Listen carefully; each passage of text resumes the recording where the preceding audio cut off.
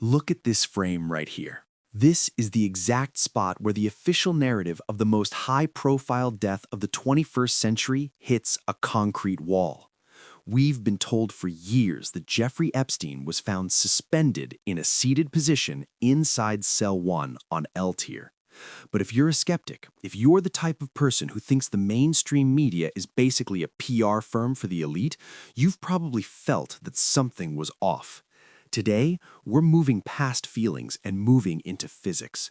We are looking at a man who was roughly 6 feet tall, 72 inches of high society secrets trapped in a cramped 8 by 15-foot box. The adrenaline rush here isn't just the scandal, it's the sheer mathematical audacity of the cover-up.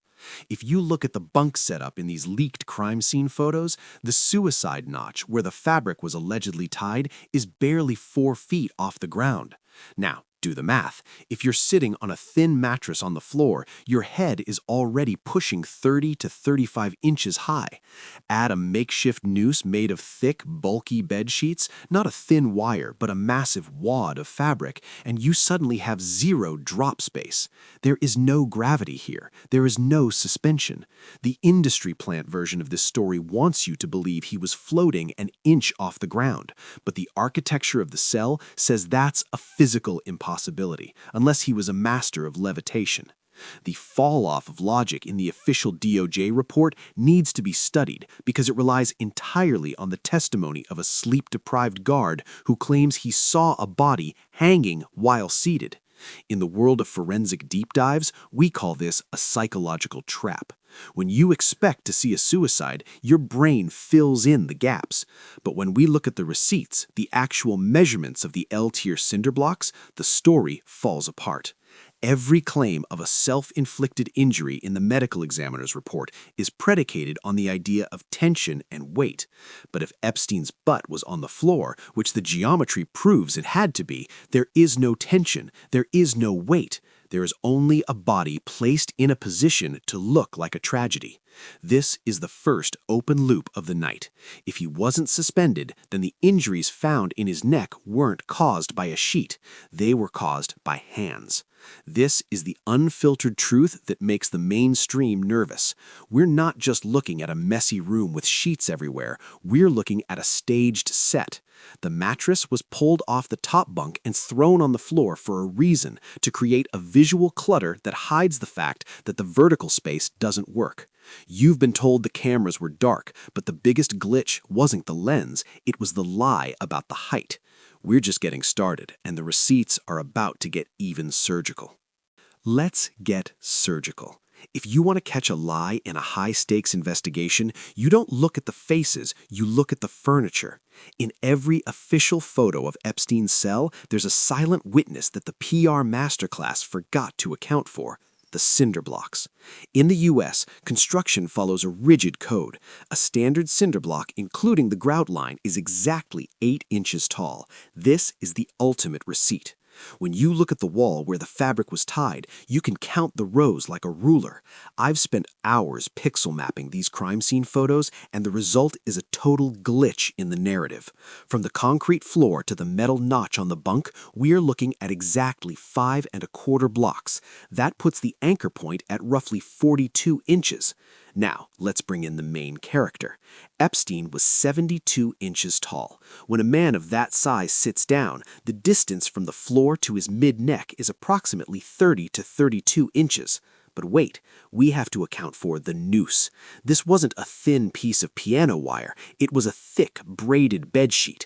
A knot of that size, combined with the loop and the slack, easily eats up 10 to 12 inches of vertical space. Do the math. 42 inches minus 12 inches of fabric leaves you at 30 inches.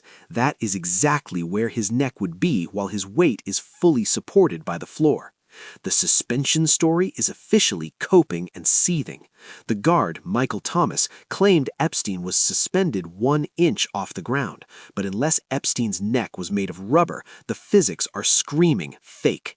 For a hanging to cause the fractures found in the medical examiner's report, specifically the broken hyoid bone and the crushed larynx, you need a drop or significant gravitational tension. But in a 30-inch clearance, there is no drop, there is no snap, there is only a slow, awkward lean. If the butt is on the floor, the tension required to break those neck structures is physically absent. It's like trying to break a pencil by gently leaning it against a wall. It doesn't happen. This is why the industry plant energy of this case feels so toxic. The medical examiner was told it was a suspended hanging before they even performed the autopsy.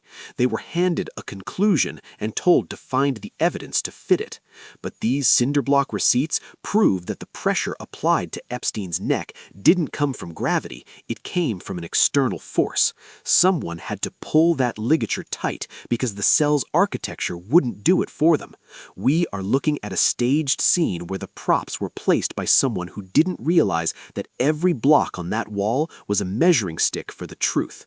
They wanted us to look at the mess on the floor, but the real story is written in the grout lines of the wall. Forget everything you've heard about the technical difficulties at the Metropolitan Correctional Center. This is where the cover-up stops being a theory and starts being a digital crime scene. The official line, the one fed to every major news outlet in America, was that the camera system was a relic that just happened to stop working the moment the most high-value prisoner in U.S. history needed eyes on him. They told us the SHU, or the Special Housing Unit, was hardwired to DVR2, a system that had been malfunctioning since July. It sounds convenient, right? Almost too convenient. But here's the insider truth that makes the mainstream media look like an industry plant. DVRs don't just stop working in a vacuum. I've gone through the technical logs and the IT depositions, and what I found is a psychological trap designed to make you stop looking.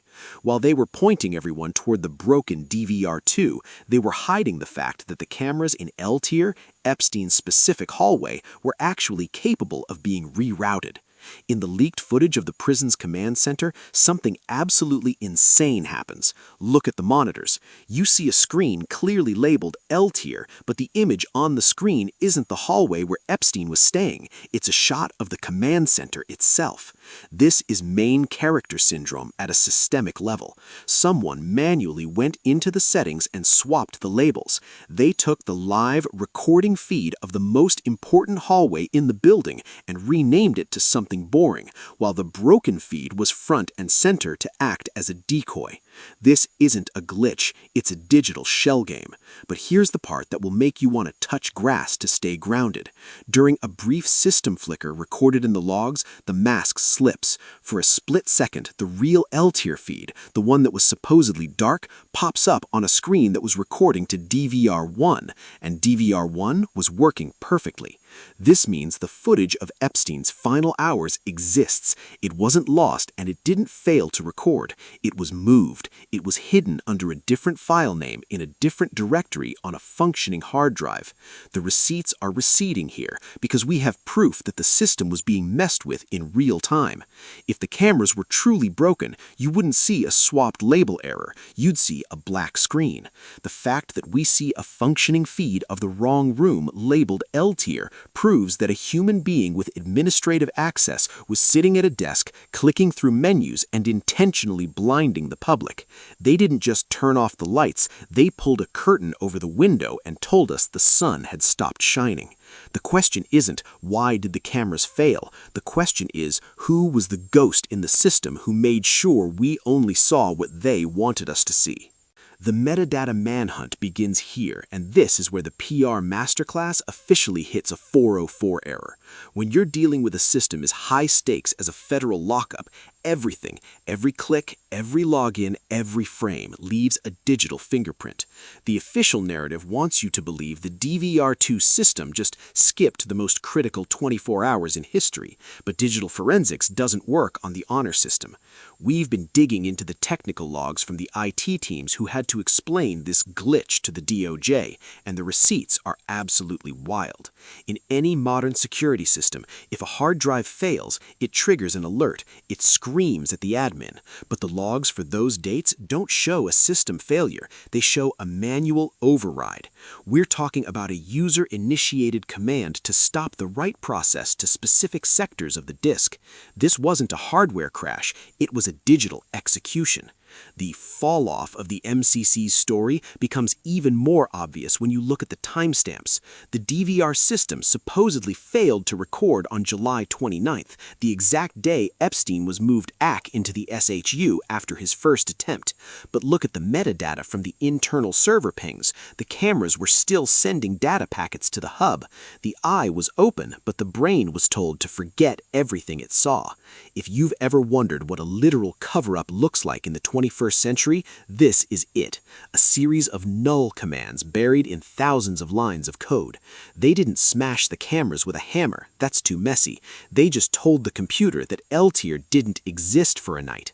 But because they were rushing, they forgot about the backup server pings that proved the feed was live.